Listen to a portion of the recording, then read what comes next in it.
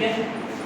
हम मुख से जिन ध्वनियों को बोलते हैं या उच्चारण करते हैं उन्हें वर्ण या अक्षर कहते हैं। It's okay.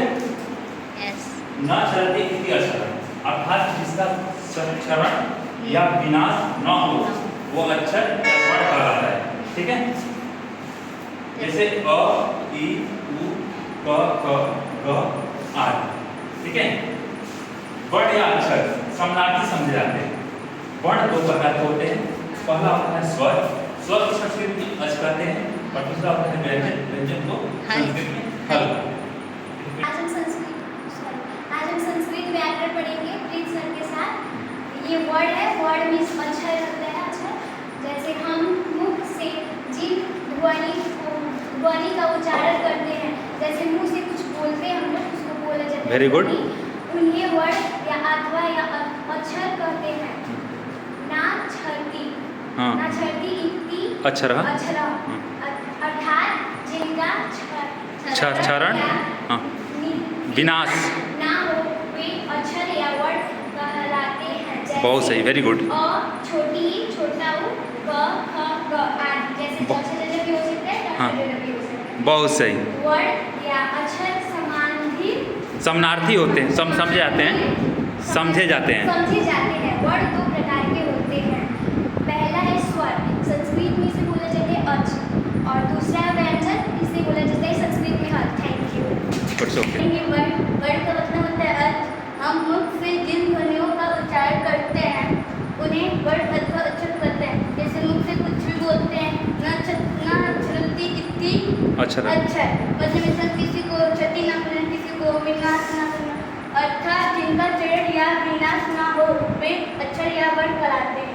जैसे अ, ई, उ, क, ख, ग आदि। मतलब कुछ भी वर्ण या अक्षर समानार्थी समझे जाते हैं। मतलब एक समान समझे जाते हैं। पर दो प्रकार के होते हैं।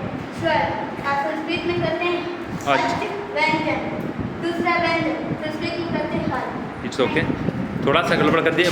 वर्ण को जो है हम लोग अच नहीं कहते हैं, ठीक है ना। अच जो है, अच एक अच स्वर है। अच क्या है? स्वर है। लेकिन कोई बात नहीं, बहुत अच्छा प्रयास किए हो।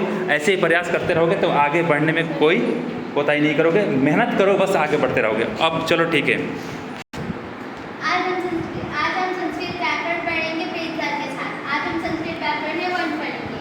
हम मुख से जिन ध्वनियों का उच्चारण करते हैं उन्हें वर्ण अथवा अक्षर कहते हैं। जैसे हम अपने मुख से जो भी बोलते हैं उसे वर्ण कहा जाता है।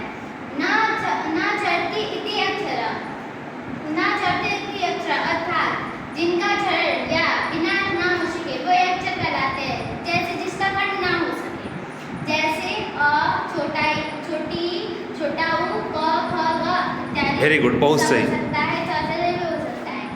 वर्ण या अक्षर समानार्थी समझे जाते हैं।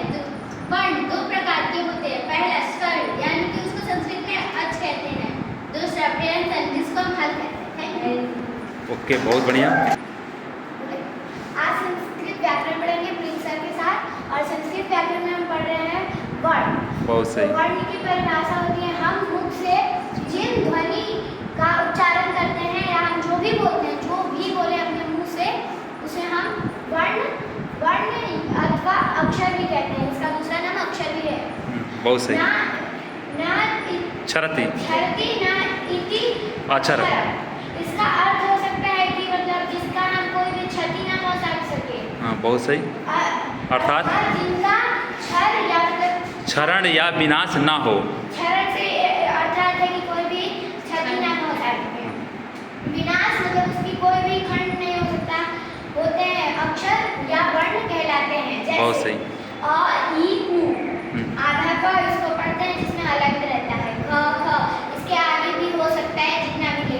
लेकिन एक बात का ध्यान रखेंगे कि हम संपूर्ण क कभी भी नहीं लिखेंगे, हलंत लगाएंगे। हाँ, बहुत सही। वर्ण या अक्षर समानार्थी समझे जाते हैं, क्योंकि ये दोनों समान ही रहते हैं। वर्ण दो प्रकार के होते हैं। एक होता है स्वर, इसको संस्कृत में कहते हैं अच। दूसरा होता है व्यंजन, जिसे संस्कृत में कहते हैं हल। इट्स ओके, बहुत सही, वेरी नाइस। बहुत अच्छा समझाइए, समझाने का तरीका अच्छा आ रहा है। तो अपने अपने तरीके से तुम लोग समझा सकते हो और किसी को पढ़ा सकते हो। पढ़ाने का तरीका जो भी हम लिखे हैं तुम लोगों को अच्छे से समझ में आ रहा है। हाँ, बहुत लेकिन ज़रूरी ये नहीं कि हम पढ़ा के तुमको रटवाएं, रटवाना हमारा काम नहीं है। तुम उतना ही पढ़ो ताकि दिमाग में वो फिट हो जाए।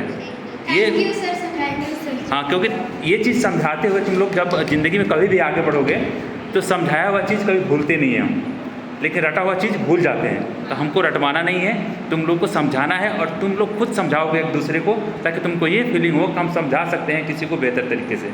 ठीक है, it's okay. Thank you sir.